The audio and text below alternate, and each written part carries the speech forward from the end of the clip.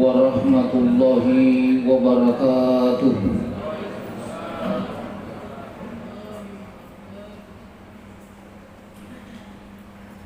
Alhamdulillahilladzi 'allamal insana ma lam ya'lam.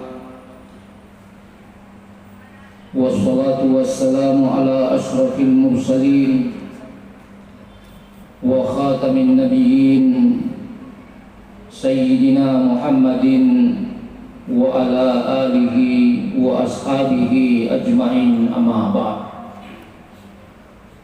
Bapak-bapak, ibu-ibu, hadirin yang saya muliakan dan dimuliakan oleh Allah Subhanahu wa ta'ala. Insyaallah pada kesempatan ini saya akan berbicara tentang indahnya silaturahim. Silaturahim terdiri dari dua kata, yaitu sila dan rahim. Sila artinya menyambung atau menghubungkan. Misalnya, bapak-bapak pernah ada orang yang disalimi, diambil haknya, atau ibu-ibu ada orang yang pernah disakiti hatinya disebabkan ucapannya, atau pernah gosip, pernah menghina orang lain, lalu kita datang kepadanya minta maaf, maka itu juga termasuk sila. Itu sila. Sementara rahim adalah cinta kasih atau kasih sayang. Tidak ada orang, bagaimanapun hebatnya orang itu, bagaimanapun cerdasnya, tidak ada ulama, berapapun buku dibaca, mampu menjelaskan kasih sayang Allah sesungguhnya. Bagaimana hakikat kasih sayang Allah Subhanahu wa ta'ala, begitu luasnya, begitu mendalamnya, begitu banyaknya kasih sayang Allah kepada hambanya. Itulah sebabnya Allah memberikan gambaran kecil kepada ibu. Ibu itu punya rahim. Tidak ada rahim yang dimiliki bapak. Kalau ada bapak-bapak punya rahim, berarti bapak itu punya kelainan. Ada bapak punya rahim, kalau namanya Pak Rahim. Itulah sebabnya cinta kasih atau kasih sayang yang paling sejati adalah kasih sayangnya ibu kepada anaknya. Mau contoh, Pak? Seandainya bapak dan ibu menikmati makanan, tiba-tiba anaknya menangis, si bayi itu menangis, siapa yang pertama berdiri, Pak? Siapa yang pertama berdiri? Ibu. Ditinggalkan makanannya yang enak-enak, memperhatikan anaknya. Boleh jadi ketika kembali sudah habis nih makanannya yang enak. Nah, dari mana tuh bapak? Contoh kedua, kalau seandainya bapak dan ibu tidur nyenyak, tiba-tiba bayinya menangis, kira-kira siapa yang pertama bangun, Pak? Ibu. Mungkin bapak bangun tapi moro-moro, marah-marah, perhatikan itu namun mengganggu tidur. Contoh lain, ketika anak itu pergi merantau, pergi di negeri orang, siapa yang selalu rindu kepada anak itu? Siapa yang selalu menelpon? Ibu itu suka menelpon anaknya meskipun suara saja didengarkan. Bertanya, nah, sehat-sehat muki, nah, ada di wanta. Kalau tidak ada wanta, saya minta sama bapakmu, baru kepada bapak. Sekarang ini banyak orang yang mau mudik, sehingga banyak berita-berita hoax tersebar. Saya lihat ada jalanan sudah ditembok, ada tembok pembatas, ada pakai sen, macam-macam. Hadirin yang berbahagia, mengapa kita dilarang mudik? Boleh jadi penyebabnya karena dikhawatirkan dengan sampai muncul lagi klaster yang baru. Ini bahayanya kalau kita berkerumun. Tetapi meskipun kita tidak melakukan mudik, kita bisa melakukan silaturahim dengan menggunakan HP. Kita bisa menelpon saudara-saudara kita yang ada di daerah. Kita bisa video call. Dia ini video call, video call ki. Dia ini tetangga ada. Dia ini anak ada. Dia ini orang tua tak. Dada Tommy, dada. Selamat Idul Fitri 1442 Hijriah. Mohon maaf lahir dan batin, saya tidak bisa kembali pada saat ini. Itu tidak apa-apa. Tapi sebenarnya kalau saya secara pribadi, ada nilai ketika kita melakukan mudik, ada nilai yang sangat berharga. Apa itu? Ketika kita kembali dan bertemu dengan keluarga kita, bertemu dengan saudara-saudara kita, bertemu dengan orang tua kita, kita merasa bergembira. Apalagi kalau kita makan nasi liku. Ketika sana suliku kelesu di daerah, mandreki burasa, mandreki tumbuh-tumbuh, si bawai, nasuliku. Apalagi mau bakar-bakar ikan bersama dengan keluarga. Ini luar biasa hadirin yang berbahagia. Nanti kalau kita kembali,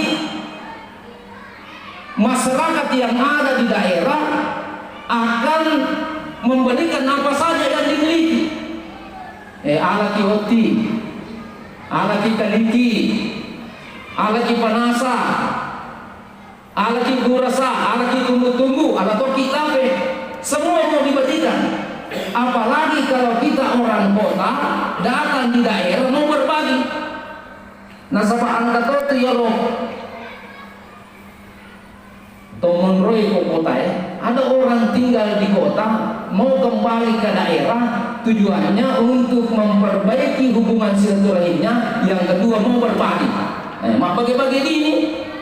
Yang besar kamu dapat 100.000. Yang remaja kamu 50.000. Ambil ini. Ada anak-anak besar-besar sedikit kamu dapat 20.000. Ini kecil dapat 5.000. Saling berbagi. Dan orang daerah bergembira, datangi omku, datangi tanteku, datangi sepupuku, bergembira. Dan biasanya pada saat itu berpelukan. Hadirin yang saya muliakan dan dimuliakan oleh Allah Subhanahu wa Ta'ala.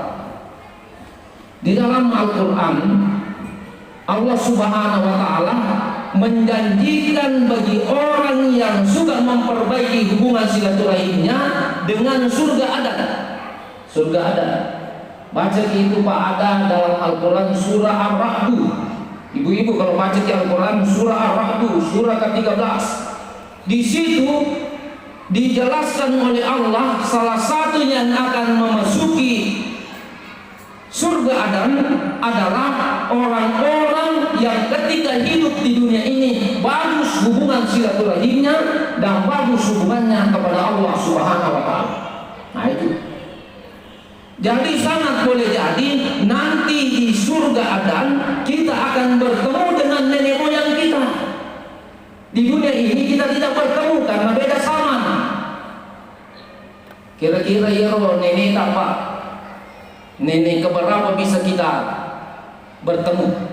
Mungkin nenek pertama, mamahnya mama, kakek pertama kita ketemu. Tetapi orang tuanya kakek, orang tuanya nenek, mungkin kita tidak ketemu di dunia ini. Kalau seandainya ketemu, kita tidak bertemu kakeknya kakek, kakeknya kakek, kakeknya kakek di dunia ini. Berbeda sama. Demikian juga cucu kita, boleh jadi anaknya anak kita, cucu keturunan pertama, tapi anaknya cucu, kemudian anaknya cucu, atau cucunya cucu kita tidak lihat di dunia ini. Nanti di hari kemudian akan dipertemukan oleh Allah Subhanahu wa taala di dalam surga, dan dengan catatan ketika hidup di dunia ini semuanya bagus hubungan silaturahimnya dan bagus hubungannya kepada Allah Subhanahu wa taala. Saya masih ingat waktu kecil, Pak. Malah tak membela. Saya temani orang tua jalan kaki. Jalan kaki. Apa tujuannya? Hanya untuk memperbaiki hubungan silaturahimnya. Ada sepupunya, ada saudaranya, sudah agak lama tidak ketemu, datang di sana jalan kaki, meskipun 5 kilo atau 10 kilo. Tapi sekarang bagaimana hadirnya berbahagia? Ada mobil, ada motor, tapi tidak dilakukan. Boleh jadi dilakukan itu, tapi ada catatannya. Datang yang pertamanya datang, pintarnya menggombal. Ibu cantiknya bunga tak, Bu? Ibu juga kelihatan muda, saya lihat apa resepnya. Bapak gantengnya mengkilat mobil tak, Pak? Nanti kemudian dia sampaikan apa tujuannya. Ternyata mau pinjam uang.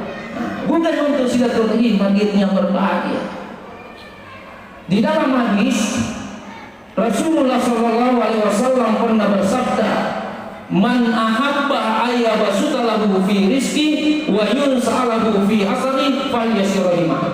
Barang siapa yang suka, barang siapa yang cinta, barang siapa yang mau diperbanyak rezekinya dan diperpanjang umurnya. Ini dua kita harapkan bersama. Mau menjadi orang yang kaya, kemudian mau panjang umurnya di dunia ini. Kata kuncinya, kata Rasulullah, fal yasirulahima, hendaklah memperbaiki hubungan silaturahim. Di dunia ini kita sudah lihat buktinya, Pak. Kalau mau menjadi presiden, mau menjadi gubernur, mau menjadi bupati, mau menjadi kepala desa, siapa di antara mereka yang paling bagus hubungan silaturahimnya, sering berkunjung kepada sesama manusia, maka insya Allah berpotensi banyak suaranya, dan siapa yang paling banyak suaranya, itulah yang akan menjadi pemimpin. Ini dunia, Pak, kita sudah lihat. Kalau maka sini hubungan silaturahim, maka orang lain akan ingat kita. Maka dia ngeraka, ngeratoko. Jadi kalau ada kue misalnya, ada makanan yang ngeraki, kalau ngertoi kalau ngertoi itu dia sedih, kalau ngertoi lansak, maka sinyal tahu. Itu luar biasa hadirnya berbahagia. Silaturahim ini luas maknanya. Sekarang ini sudah diperlihatkan. Anak-anak bisa belajar melalui Google Meet, bisa melalui Zoom. Gurunya ada di rumahnya, sementara anak itu ada di rumahnya juga. Biasa nih, pakai rekere dengan anaknya. Nampak serasa, teman-teman. Yang paling hebat lagi, ketika orang dewasa melakukan Zoom, gurunya atau dosennya di luar negeri, sementara dia ada di dalam negeri sendiri. Itu luar biasa. Belum lagi ada yang namanya silaturahim rohani. Yang bisa miliki ini adalah ulama besar, wali. Jadi ada itu wali, ada sufi, itu sufi ternyata bisa berdialog dengan sahabatnya sesamanya wali, meskipun tidak bertemu fisik, ada kontak batin. Dan pernah saya dengarkan bahwa ada pertemuan yang khusus para wali itu. Jadi ada saja yang dimiliki ulama, kita tidak miliki. Karena itu kita harus selalu banyak belajar, dan insya Allah suatu saat kita akan diberikan rahmat oleh Allah Subhanahu wa taala. Saya mengajak kepada hadirin, kita berusaha bagaimana ketika kita ditinggalkan oleh bulan suci Ramadan, karena bulan suci Ramadan ini tidak akan kembali lagi. Kalau tahun depan datang bulan suci Ramadan, bukan yang tahun ini datang, tapi datang yang lagi-lagi. Karena itu kebiasaan-kebiasaan yang kita dilakukan di bulan suci Ramadan, kita lakukan juga di luar bulan suci Ramadan. Paling tidak ada satu, kita istiqomah. Kalau seandainya di bulan suci Ramadan kita rajin melakukan sholat tahajud, maka di luar bulan suci Ramadan kita juga melakukan sholat tahajud. Kalau seandainya di bulan suci Ramadan kita melaksanakan sholat duha, maka di luar bulan suci Ramadan kita juga melakukan sholat duha. Kalau seandainya di bulan suci Ramadan kita rajin berwudu, maka jangan pernah batal wudu kita kalau batal berwudu lagi di bulan suci Ramadan. Kalau seandainya di bulan suci Ramadan kita dermawan, maka di luar bulan suci Ramadan kita juga dermawan. Ada satu di antaranya kita ambil, kita istiqomah menunggangi ijamah ya rojama-jamange. Insya Allah kalau kita lakukan akan diberikan kelebihan oleh Allah Subhanahu wa Ta'ala. Semoga apa yang saya sampaikan ada manfaatnya kepada diri, lebih-lebih kepada pribadi saya sendiri, sehingga kita senantiasa diridhoi oleh Allah Subhanahu wa Ta'ala. Saya kira ini yang sempat saya sampaikan. Mudah-mudahan ada manfaatnya kepada hadirin, lebih-lebih kepada pribadi saya sendiri, sehingga kita senantiasa diridhoi oleh Allah Subhanahu wa Ta'ala, selamat di dunia dan di akhirat. Akhirul kalam, wabillahi taufiq was sa'adah. Assalamualaikum warahmatullahi wabarakatuh.